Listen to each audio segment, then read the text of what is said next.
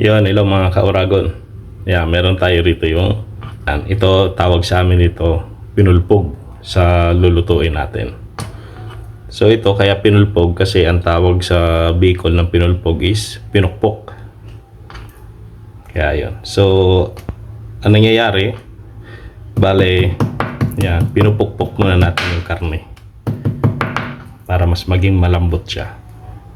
Tapos yan, hinihiwa lang natin ng manipis. Manipis lang.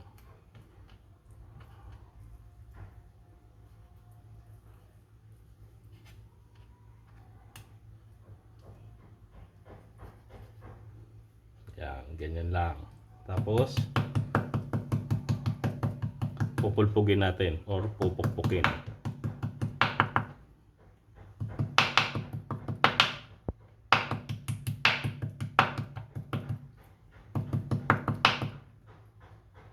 Yun, bale, ito yung karne.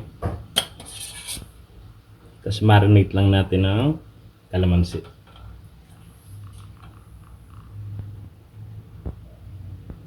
Siguro ito mga 20 pieces.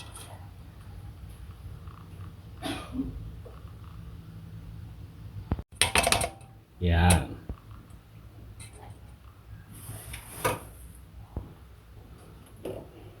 Tapos, lagyan natin ng patis. Siguro mga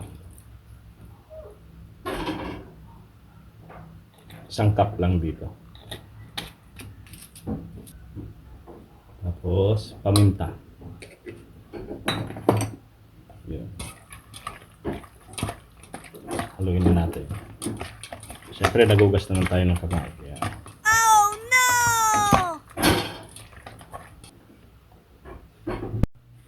Yan. Gisa muna tayo.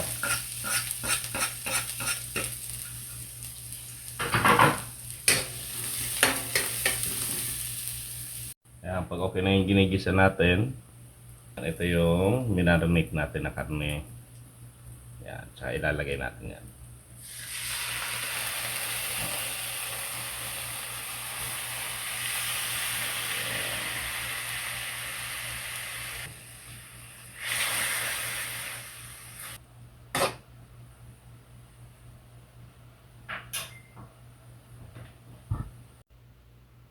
Yan, sama na natin yung sabaw nung sa garbanzos.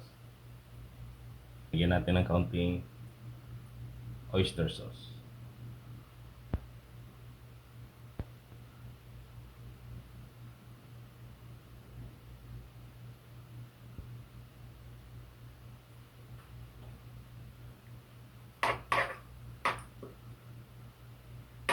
Yan, ihalo na natin yung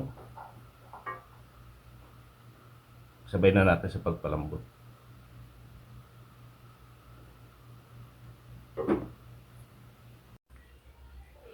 Yan, lagyan natin ng chopped na ay 4 cubes pala. What?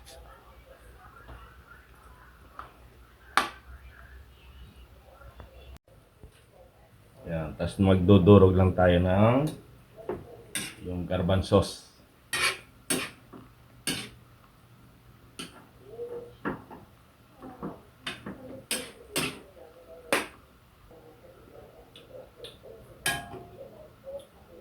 Yun, ayos na yung lasa.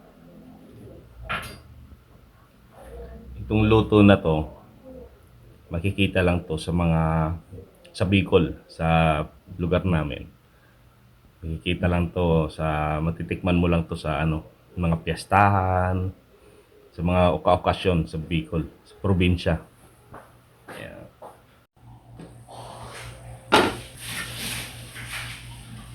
Lagyan natin ng bell pepper.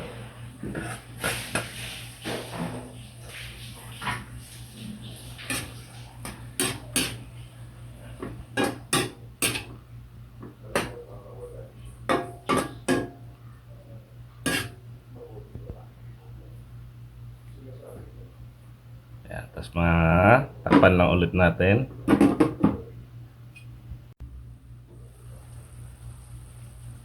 Yan mga kauragon, luto na ang ating pinulpog. Yummy! Yan, luto na. Tara, kain na.